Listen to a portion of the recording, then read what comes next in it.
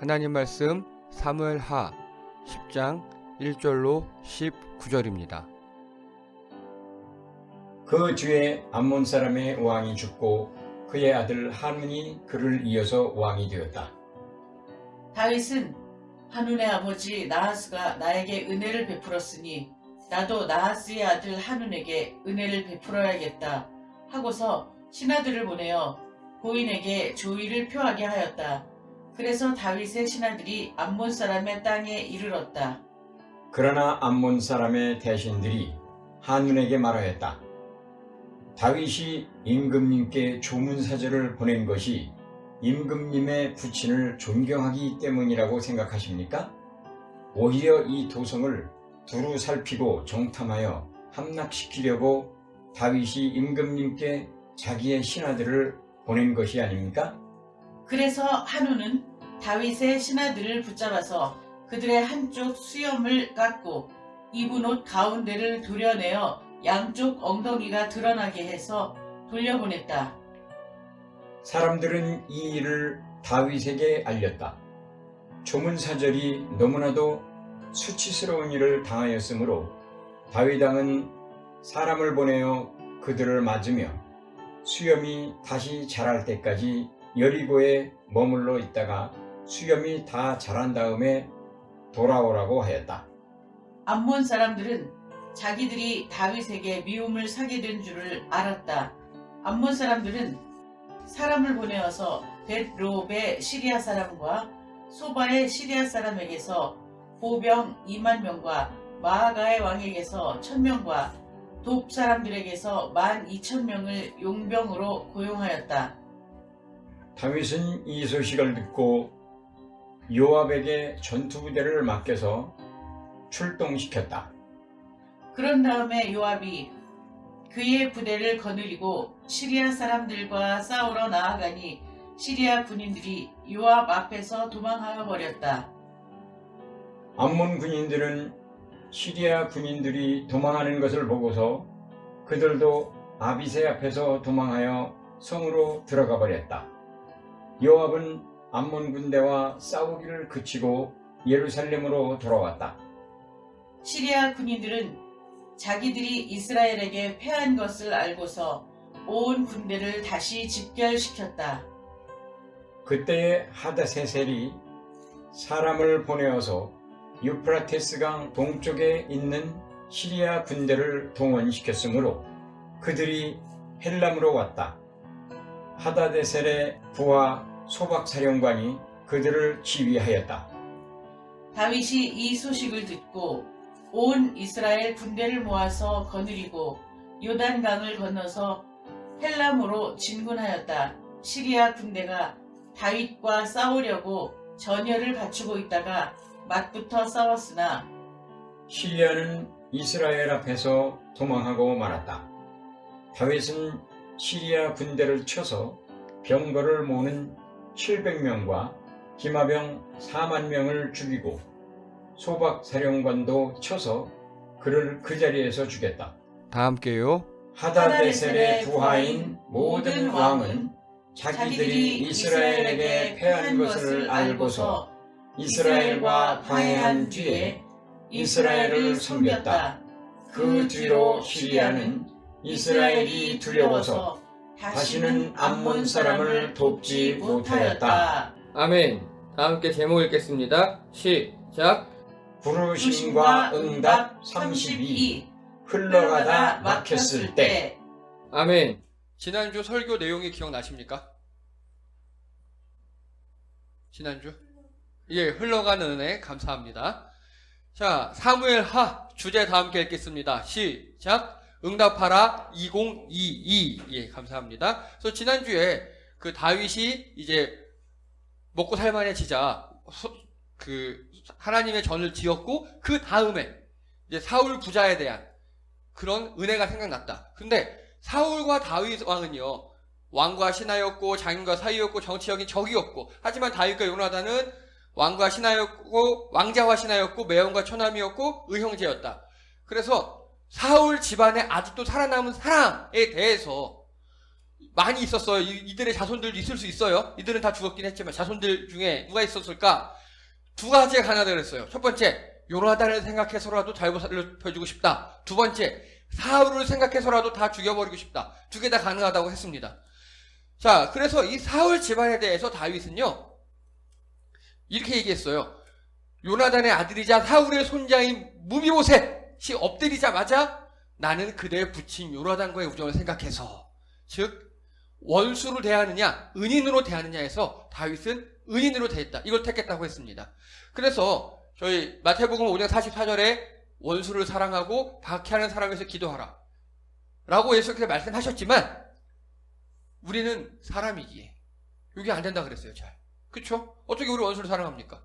힘들어요. 여러분, 나를 해하는 사람에게 미움이 가는 게 당연한 마음이에요. 죄가 아니에요. 당연한 마음입니다. 그러면 다윗은요, 어떻게 이럴 수 있었을까? 그 힌트가 시편이라고 말씀드렸습니다. 시편에서 다윗은요, 그 모든 분노와 울분을 하나님 앞에서 쏟고 하나님께 치유받은 거예요. 우리 누군가 우리를 욕하고 원수 취급하고 막대하고 그러면 마음에 상처가 가득하잖아요. 그러면 나쁜 게 나갈 수밖에 없어요. 여러분, 심지어요, 훈련이 잘 안 되신 분들은요, 정말 밖에서 상처 있고요, 나보다 약자인 가족이라든가 나보다 의린 사람들에게 쏟는 경우도 많이 있어요. 그래서 우리가 이거를 하나님께 치유를 받아야 합니다. 즉 원수를 사랑하고 죄 지은 자를 용서해라가 아니라 그렇게 될 수 있도록 우리 마음의 상처와 아픔들을 하나님 앞에서 해결 받으셔야 돼요. 다윗의 시편처럼 여러분, 하나님과 함께 더불어 여러분의 상처가 치유되는 여러분 되시기 바랍니다. 그래야 우리가 우리 안에 분노와 이런 것들이 나가지 않아요. 자, 다윗은 여기에 성공했고요. 그리고 이제 갑자기 시바, 이건 현재 원래 사울의 종이었는데 지금은 그 모든 재산을 차지하고 있는, 다윗왕 등극 후 사울 재산이 내게 됐어요. 이제 사울이 왕이 죽었으니까. 그리고 다윗왕이 불러서 갔어요. 아싸, 드디어 이제 내게 되나보다. 하지만 요나단 아들 하나가 변방에 숨어있고 두 다리를 절하게 계속 강조해요. 얘 바보, 장애인이니까 신경 안 써도 돼요. 그렇게 계속 강조합니다. 그런데 다윗이 얘를 복권시켜줘요. 그래서 네 재산이 된 사울을 재산을 다 다시 주래요. 억울하겠죠. 줬다 뺐으니까. 그리고 다윗이 무비보셋은 다시 왕자격을 올리고 자신을 시바의 자기 나를 청지기로 임명합니다. 정말 시바의 마음은 시바였다라고 지난주에 말씀드렸고요. 자, 이게 왜 이렇게 중요하냐면요, 바로 무비보셋의 입장을 유추할 수 있기 때문입니다. 무비보셋은요, 다윗왕 등극 후에 모든 걸 다 뺏기고 숨어 지냈습니다. 그리고 시바가 일러와쳤어요. 자기를. 아, 난 죽었구나 하고 잡혀갔는데 다윗이 자기를 살려주고 왕자 삼겠대요. 재산도 돌려주겠대요. 예, 조건 없는 친절에 대해서 의심했어요. 왜냐면 시바의 자존감, 무비보셋의 자존감은 낮아질 대로 낮아져 있었거든요. 아무리 아빠가 뭐 왕자고 할아버지가 초대 왕이고 그렇지만 내 현실은요, 장애인이었고 도망자였고 역적의 자손이었고 내 종에게도 재산을 강탈당하는 그런 사람. 그래서 한 곳에 은둔해 있는 사람. 사람들이 다 나보고 뭐라 그래요. 에휴, 어떻게 장애인이 돼가지고, 그래, 네 할아버지 사울왕이 표독하게 굴어가지고 네 장애인 된 거야. 막 그렇게 자기를 뭐라 그래요. 그렇게 낮아져 있을 때 다윗왕이 올려준 거예요. 난생 처음으로 아빠 덕을 봤어요. 다윗왕, 아빠 땡큐, 다윗왕 땡큐, 하나님 만세. 그리고 아들 미가에게 모든 걸 전달했다고 합니다. 그래서 나중에 보면요, 역대상에 이 미가와 그 자손들이 굉장히 많아져요. 특히 싸움 잘해요. 장군이 돼요. 용사가 돼요. 다윗이 무비보셋에게 베푼 은혜와 친절이 다시 흘러가서 그 자손들이 이제 다윗 왕조의 훌륭한 일꾼들이 됩니다. 그래서 다윗은 하나님으로 더불어 치유받고 모든 원한 관계들을 다 청산하고 그걸 다 은혜로 갚아요. 그러다 보니까 또 내 왕국과 내 후손들이 그 복을 받고 있었습니다. 자, 오늘입니다. 오늘 이야기 1절 읽겠습니다. 1절입니다. 시작. 그 뒤에 암몬 사람의 왕이 죽고 그의 아들 하눈이 그를 이어서 왕이 되었다. 예, 암몬 족속에 나하스 왕이 죽고 하눈이 왕이 되었답니다. 그러자 다윗이요, 2절에 보니까 하눈의 아버지 나하스가 나에게 은혜를 베풀었다 나도 나하스의 아들 한운에게 은혜를 베풀어야겠다 하고 조문 사절단을 보내는 겁니다. 자, 나하스가 다윗에게 은혜를 베풀었대요. 이게 뭔지는 몰라요. 성경에 안 나와 있어요. 그리고 별로 이렇게 근거들이 없어요. 그러자 다윗도 한운에게 조문을 보낸다. 여기까지 보면 간단한 얘기죠. 우리도 하는 얘기잖아요, 이거. 그렇죠? 누가 나한테 잘해줬으면 그분이 돌아가시면 우리 당연히 가는 게 인기상정이잖아요. 그런데 이 나하스가 어떤 사람이냐면요. 사무엘상 11장 2절에 보면 암몬 사람 나하스가 야베스 사람들에게 이르되 내가 너희 오른쪽 눈을 다 빼야 너희와 언약하리라. 내가 온 이스라엘 이같이 모욕하리라. 기억나시죠? 예, 암몬 왕 나하스가 살아 생전에 이스라엘에 쳐들어와가지고 야베스를 포위했어요. 야베스 사람들이 우리 항복할게. 그러니까 그래? 니네 오른쪽 눈알 다 빼. 그럼 내가 받아줄게. 라고 나하스가 그렇게 포악을 떨었어요. 그런 왕이었어요. 자, 그래서 이때 누가 등장했죠? 예, 사울왕. 사울왕이 이때 기름 부음만 받은 상태였고 농사 짓고 있다가 밥 갈고 있다가 이 소식을 듣고 자기 소를 다 죽여버리고 성령 충만해서 우리 가서 싸웁시다 해서 온 이스라엘 민족에게 인정을 받았다. 즉 나하스의 침공으로 사울왕이 등극하게 된 겁니다. 이거를 이스라엘 백성 입장에서 보면 나하스는 어떤 사람이에요? 우리나라 쳐들어왔다가 텐트에서 물러간 사람이겠죠. 감정이 안 좋을 수 있어요. 다윗왕 입장에서도. 그런데 다윗은요 나하스에게 은혜를 입었대요. 아마도 사울 왕 시절, 다윗이 도망자 시절에 다윗이 모압에 가서 머문 적이 있었어요. 여러분, 모압과 암몬이 형제 나라거든요. 바로 위에 있어요. 우리나라 말로 하면요, 다윗이 우리나라에 있다가 도망가가지고 중국에서 있었어요. 근데 중국에 있다가 뭐 돌아왔는데 기록에 그것만 남아있는데 갑자기 몽골 왕 나하스가 우리에게 은혜를 베풀었다는 거예요. 다윗에게. 아마도 제 생각에는 추정하기로는 다윗이 모압에 도망가 있을 때 그 윗나라에 있는 암몬하고도 교류가 있지 않았을까. 그래서 다윗이 도망자 역적 신분일 때, 왜냐하면 나하스 입장에서 여기 사울왕은 자기를 무찔러버린 나쁜 놈이거든요. 나쁜 놈의 적이잖아요, 다윗이. 그래서 도와주지 않았을까라고 추정을 합니다. 근데 성경에 어떻게 근거가 없어요. 안 나와요. 왜 그랬는지는. 그래서 다윗은요 조문을 갑니다. 한운왕의 조문 사절을 보내요. 자, 근데 지금은요 이 한운왕도 죽고 사울왕도 죽었어요. 즉 다윗은 선택할 수 있어요. 여기서도. 야, 한운, 니네 아버지가 옛날에 우리나라 쳐들어왔거든? 이씨 하고 가서 이 암몬을 점령해버릴 수도 있는 거예요. 왜냐? 지금은 다윗이 갑이에요. 지금은. 이 다윗 왕조, 즉 이스라엘은요, 모든 나라를, 주변 나라를 다 정복하고 다윗을 통해서 하나가 됐고 힘세진 나라. 그런 상황이에요. 그리고 이 암몬은요, 나하스 왕이 죽고 한운, 얘가 약간 멍청해요. 이렇게 이제 막 왕이 됐어요. 되게 불안한 시기예요. 다윗이 갑으로서 가서 조문을 보내는 게 아니라 점령을 해도 될 그런 상황이에요. 근데 다윗은 그 옛날 묵은 은원들 있죠. 묵은 원수, 나쁜 관계를 다 잊어버려요. 생각하지 않아요. 그리고 조문을 보냅니다. 먼저 친절을 베푼 거예요. 은혜를 흘려보낸 거예요. 우리 잘 지내보자 하고. 자, 그때 한운의 반응입니다. 예, 은혜를 기억하고 갚는 다윗. 은혜를 매개로 관계를 개선하려는 겁니다. 과거에는 서로 쳐들어오고 이런 거였지만 어차피 니네 아빠 죽었고 니네 아빠가 나한테는 잘해줬고 그리고 우리 사울왕도 죽었어. 그러니까 우리 앞으로 잘해보자 하고 미래지향적으로 한 겁니다. 이게 왕으로서 역할을 정말 잘한 겁니다. 여러분, 주변국과 관계가 껄끄럽기만 해도 당장 무역이나 다 막히잖아요. 변방에 그 국경에 있는 도시들은 굉장히 큰 위협을 받고, 다윗왕은요 주변 나라들과 웬만하면 잘 지내고자 했어요. 그래서 조문사절을 보낸 겁니다. 그래야 우리나라가 평안하고 우리 백성들이 평안할 수 있으니까. 굉장히 미래지향적인 그런 모습을 보였어요. 자, 그런데 3절에 보니까요, 예, 신하들이 얘기합니다. 이 도성을 두루 살피고 정탐, 그래서 함락시키려고 하는 겁니다 라고 신하들이 이렇게 한운왕에게 쏙닥쏙닥쏙닥 하는 거예요. 자, 여러분, 이 신하들은요 왕한테 이렇게 할 수 있겠죠. 이 당시에요. 이렇게 간첩질 하는 게 흔했어요. 기억나십니까? 사울 왕과 다윗 왕이 남북으로 있을 때 위에 나라에 장군 하나가 와가지고 나 이제 여기 투항할게요 했더니 다윗은 그래 그렇게 하자 받아줬는데 요압 장군이 걔 간첩질하러 온 거예요. 기억나시죠? 그 당시엔 그게 흔한 일이었어요. 신하들은요 충분히 이렇게 이야기할 수 있어요. 못 믿으니까. 다윗은 어떻게 믿습니까? 다른 나라의 왕인데. 이렇게 얘기할 수 있어요. 그러면요 여기서 이 한운왕이 바보 천치입니다.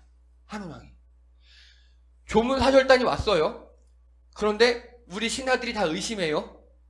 그럼 한운왕은 여기서 어떻게 했어야 하느냐? 근데 성경에 보면 모욕을 해버렸어요. 어떤 모욕이었냐면 사절단들의 다 바지를 벗겨버렸어요. 하체를 다 드러나게 만들어버리고요. 그리고 수염을 반만 깎았어요. 여러분 이건 굉장히 큰 모욕이에요. 자, 근데 이들이 누구라고요? 조문온 사절단. 조문온 사절단.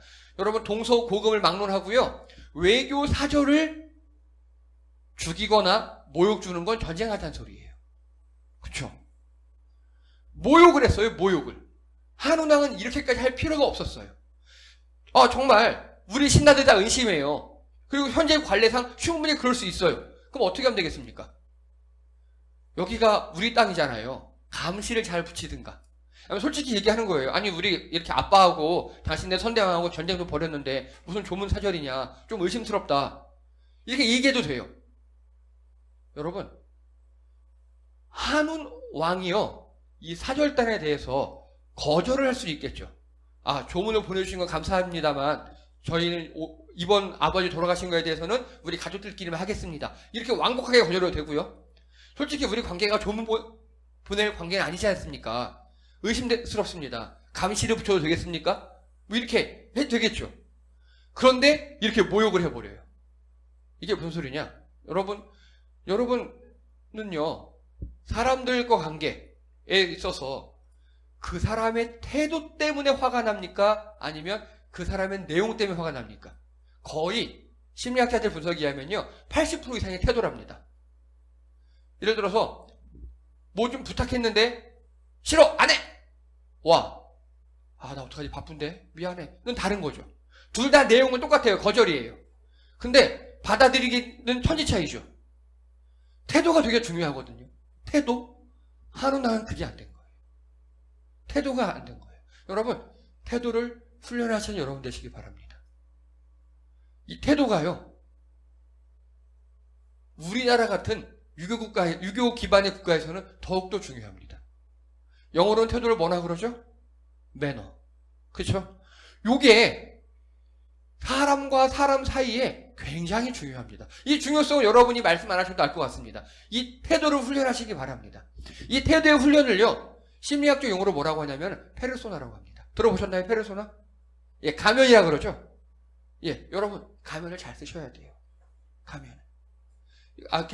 여러분 여기 계신 서비스직이라든가 직장에 계신 분들 상사가 막 갑질해도 웃잖아요. 그게 페르소나입니다. 어쩔 수 없잖아요. 그렇죠? 지금 몇몇 끄덕끄덕거리시는 막 그분들 계시는데 막 누가 갑질하고 막 부수다해도 일단 웃어야 되잖아요. 그게 페르소나입니다. 그런데요 문제는요 이 페르소나가 강하면 강할수록 내 안에 상처가 심해져요. 스트레스가 심해져요. 그렇죠?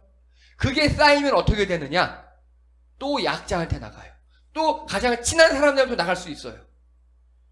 아마 오늘 한운왕은요 페르소나가 전혀 없었어요. 막대한 거예요. 스트레스 없었을 것 같아요. 시원하겠죠. 이 당시에는 모욕하는 당시에는 시원하겠죠.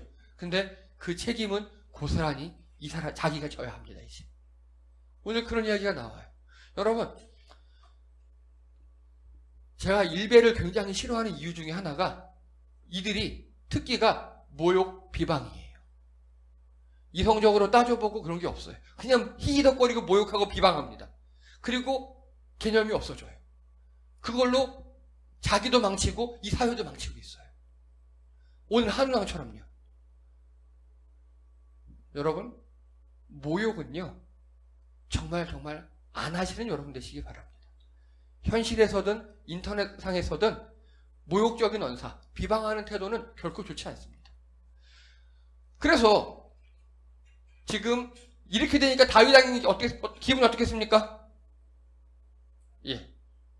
속된 말로 뚜껑이 열렸습니다. 꼭지가 돌았습니다. 저는 이제 그런 이야기들인데요. 예. 좋은 태도가 굉장히 중요합니다. 역할과 메시지에 적절한 태도를 훈련해야 합니다. 여러분이 어떤 역할을 하시잖아요. 그러면 성질은 여러분이 그거와 합당하지 않을지라도 그 역할에 맞는 페르소나가 필요해요. 태도가 필요합니다. 또 여러분이 어떤 메시지를 전하잖아요. 메시지를 전할 때는 그 메시지에 부합하는 태도가 필요합니다. 여기 계시는 미혼의 젊은 청춘 남녀분들, 누군가 여러분들에게 청혼을 합니다. 근데 반지를 확 집어던지고 나랑 결혼하자. 되겠습니까? 아니잖아요. 그거 한번 잘해보려고 얼마나 많이 애를 쓰고 준비합니다. 이벤트하고 난리치잖아요. 그런 게 태도입니다. 메시지, 내용, 컨텐츠를 더욱더 풍부하고 완곡하게 전달하는 좋은 도구가 바로 태도예요. 그런데 세대가 바뀌면 바뀔수록 이 태도가 약해져요. 여러분, 기독교인으로서 기독교인다운 태도를 갖추신 여러분 되시기 바랍니다. 여러분이 맡은 역할 있잖아요. 그 역할에 합당한 태도를 갖추시기 바랍니다. 자, 이제 한운왕에 대해서 볼게요. 한운왕은요, 아빠 죽자마자 옆나라 왕 다윗이 조무선을 보냈습니다. 우리 똑똑한 신하들, 바보 멍청, 이렇게 생각할 거예요. 한운왕은 신하들 말을 잘 들었어요. 신하들이 똑똑하게 생각했을 겁니다. 저놈들, 사절들이 다윗 왕의 간첩인 걸 알아챘어요. 지금 한운왕은 이렇게 생각해요, 진짜로. 그래서 지들이 쫄리니까 간첩질이나 하지. 우리 뒤에는 시리아 형도 있다. 지금 한운왕은 귀가 얇아요. 주변 사람 얘기하는 거 다 들어요. 그리고 국제 정세에 대한 판단도 없어요. 다윗 왕이 얼마나 센지 약한지 그것도 없고요. 그리고 생각해보니까 우리 뒤에 또 동맹 시리아도 있는 거예요. 그래서 기고만장한 겁니다. 그래서 모욕할 수 있는 겁니다. 저놈들 머리 삭발시켜. 하이타리에서 돌려보내라. 우리나라 말로 하면. 여러분, 우리나라 조선시대에 큰 대역죄인들 뭐합니까? 석고되지 않는다고 머리를 풀어 헤치죠. 풀어 헤치는 것만으로도 큰 모욕이에요. 근데 그걸 잘라버려요. 그러면 그건 거의 목숨을 걸고 싸울 일이었어요. 지금 이런 일이 했어요. 엄청나게 모욕을 합니다. 그러자 다윗이 부하 요압 장군을 보냅니다. 예, 다윗이 이제 뒤져보지도 않아요. 그렇게 지금 암몬이 약한 나라였어요. 그 당시에는. 야, 요압 가서 죽여버려. 요압이 옵니다. 시리아가 도와주러 왔어요. 그러자 그럼에도 불구하고 요압 장군이 대승합니다. 그러자 이번에는 시리아가 야, 안 되겠다. 우리 암몬 도와주러 가자 해서 시리아 전군이 나와요, 이번에는. 그러니까 다윗이 직접 나옵니다. 다윗이 대승이 합니다. 그리고 시리아도 속국, 암몬도 속국, 이스라엘 속국이 되어버려요. 식민지가 되어버립니다. 자, 간단하게 암몬왕이요. 이 암몬왕 한운이 정세 판단만 제대로 하고 이 외교 그걸 떠나서 정세 판단을 떠나서 그냥 우리 평범한 인간의 상식이 있죠. 여러분, 우리 아버지가 돌아오셨는데 누군가가 조문을 왔어요. 나를 평소에 엄청나게 갈구던 직장 상사가 조문을 왔어요. 모욕하고 조롱할 겁니까? 아니잖아요. 감사한 거잖아요, 일단은. 그쵸? 최소한 상갓집에선 이랬으면 안 되는 거였어요. 이 암몬왕 한우는요, 외교적 판단 능력도 없고, 누가 충신인지 간신인지 구분할 능력도 없고, 그리고 인간적인 기본도 안 된 그런 왕이었어요. 자, 여러분께 질문합니다. 다윗 왕은 지금 한운에게 먼저 선대했죠. 근데 한운 왕이 그걸 배신한 거잖아요. 이때 다윗이 어떻게 했죠? 정군 앞으로 해서 쓸어버렸죠. 예, 이거 보십시오. 지금 한운의 입장에서는요, 싸움 잘하면 잘한다고 얘기를 하지. 다윗 니네가 약한 척하니까 우리가 니네를 알로 봤잖아. 이런 느낌인 거예요. 이게 뭐냐? 한운왕 개념에는요, 외교 이런 거 없어요. 그냥 약육강식인 거예요. 그냥 강자면 내가 빌빌거리고. 시리아는 강자니까 우리가 형님만 빌빌거렸고요. 딱 보니까 이스라엘은 약해요. 그러면 쫄아가지고 내가 이러고 또 있는 거예요. 근데 알고 봤더니 이스라엘이 엄청 센 나라. 여러분 양육강식의 세계의 관념에 사로잡혀 있는 거였어요. 여러분 어떻습니까? 우리 사회가 어떤 것 같습니까? 약육강식 같습니까? 이런 면이 없진 않아요. 그죠? 없다고 할 수가 없죠. 그죠? 예. 참, 그래요. 그리고 특히 어린애들일수록 이런 게 심합니다. 어린애들일수록. 다른 말로 하면요. 사회화가 덜 된 분들, 인격 성숙이 덜 된 분들이 이래요. 이런 분들이. 흔히 얘기하는, 중학교, 고등학교 일진들, 거의 이렇죠. 그리고, 제가 정말 극혐하는 그 일베놈들이 이래요. 강자 앞에서 꼼짝도 못해요. 근데 약자는 또 조롱해요. 저는 오늘 한운왕을 보면서 진짜 개념 없는 그런 애들 같구나. 그런 생각을 많이 했습니다. 이런 자들에게 다윗은 한 번 은혜를 베풉니다. 한 번. 그래서요. 이거 보십시오. 예수님께서 하신 말씀입니다. 보라, 내가 너희를 보냄이 양을 이리 가운데로 보낸 것 같도다. 그러므로 너희는 뱀같이 지혜롭고 비둘기같이 순결하라. 기억나십니까? 예, 여러분, 우리가 무작정 다 잘해줄 필요가 없습니다. 여러분 직장생활이나 사회생활 아니면 인간관계 속에서 먼저 선대하는 게 굉장히 중요합니다. 근데 그 사람이 나를 호구로 보고 아래로 보고 나를 이용한다든가 아니면 나를 만만하게 본다든가 그런다면 거기서부터는 한 번 더 생각을 해보셔야 합니다. 왜냐? 여기가 우리가 지금 사는 곳이요. 일이 늑대들이 있는 곳이기 때문입니다. 예수님께서 말씀하셨어요. 우리가 지금 있는 곳이 우리는 양들이 이리 가운데 있는 것 같은 그런 상황이에요. 그래서 우리는요. 뱀같이 지혜롭고 비둘기같이 순결해야 합니다. 즉 영적으로는 순결해야 하지만 이 세상 사는 지혜에 있어서는 뱀처럼 지혜로워야 한다고요. 그런데 이걸 거꾸로 하려는 분들이 많아요. 그건 멍청한 겁니다. 여러분 세상 사회에 있어서 우리가 먼저 선을 베푸십시오. 그거 굉장히 중요합니다. 그러나 그들이 받아들일 준비가 안 됐다면 계속 선을 베풀 이유가 없어요. 역할에 있어서 지혜로워야 합니다. 호의만이 능사가 아닙니다. 호의가 계속되면 권리인 줄 알고요. 우리를 호구 생각해요. 여러분 호의는 한두 번이면 족합니다. 다윗왕 보셔요. 한 번 호의 베풀었다 안 되니까 쓸어버렸죠. 예. 물론 예수님께서는요 원수도 사랑하라고 했습니다. 근데 그거는 우리가 개인적 관계 때 이야기고요. 다윗이 이건 개인적 관계 아니잖아요. 왕으로서 하는 거잖아요. 지금 다윗이 여기서 이 나라를 방치하면 우리나라 백성들이 다 고통을 당하게 되는 그런 일입니다. 역할에 있어서는요 지혜로워야 합니다.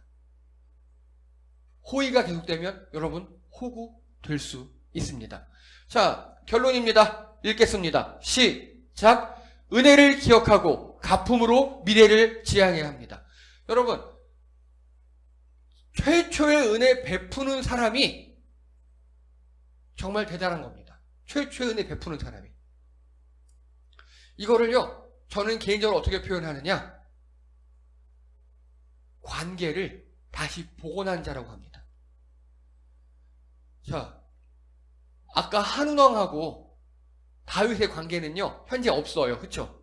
근데 그 선대 나하스 왕하고 사울 왕은 서로 원수지간이었겠죠. 선대에서 원수지간이었어요. 우리는 현재 원수가 돼도 마땅해요.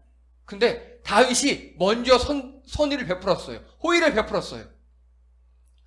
내 자신의 상황과 관계없이 은혜를 기억하고 관계에서 노력해야 합니다. 즉 지금 어떤 사람과 내가 관계가 서먹서먹해요. 먼저 푸는 사람은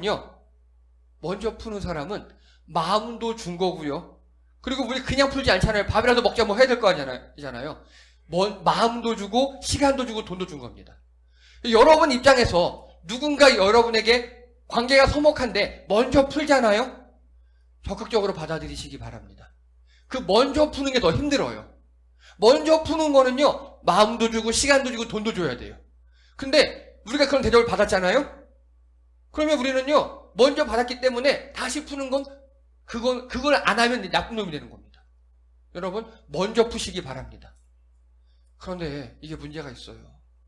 내가 등 따스고 배부르면 내가 갑이 됐어요. 먼저 푸는 게 쉽겠습니까? 죽여버리는 게 쉽겠습니까? 갑질하는 게 더 쉬울 수 있겠죠. 예. 다윗왕처럼 등 따스고 배부를 때 첫 번째 누구 생각했죠? 처음에? 하나님 생각했어요. 하나님. 그래서 하나님 집 지어야겠다 생각했죠. 두 번째 누구 생각했죠? 옛날에 나한테 정말 잘해준 요나단 생각했어요. 세 번째, 관계는 서먹하지만 이웃나라 이까지 생각했습니다. 다윗은 등 따스고 배부러지니까 아이 교회 안 가. 아유 나한테 옛날에 잘못한 사람 있어? 야 얘 죽여버려. 이런 게 아니었어요. 잘 되니까 오히려 그 은혜를 흘려보낸 겁니다. 이런 여러분 되시기 바랍니다. 또 읽겠습니다. 시작. 태도를 훈련하라. 예. 내용 전달하기 위한 기본 조건. 태도는요 하루아침에 되지 않아요. 연습하고 훈련해야 합니다. 여러분의 태도가 여러분의 일생에 있어서 큰 기반이 될 겁니다. 좋은 태도, 적절한 태도가 필요합니다. 모욕을 하더라도 욕을 하더라도 우아하게 하셔야 되고요. 거절을 하더라도 기분 나쁘지 않게. 또 읽겠습니다. 시작. 역할의 지혜로운 성도. 예.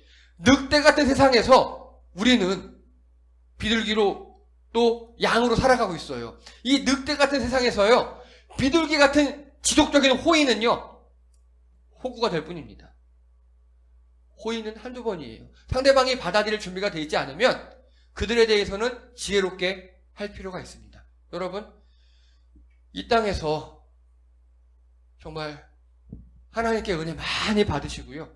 그 은혜로 먼저 여러분이 막힌 담을 허물어 풀으시고 또 좋은 태도로 인정받으신 여러분 되시기 바랍니다. 기도드립니다. 할렐루야. 하나님, 우리가 이 늑대 같은 이 세상에 주님께서 우리를 보내신 줄 믿습니다. 뱀처럼 지혜롭게 원합니다.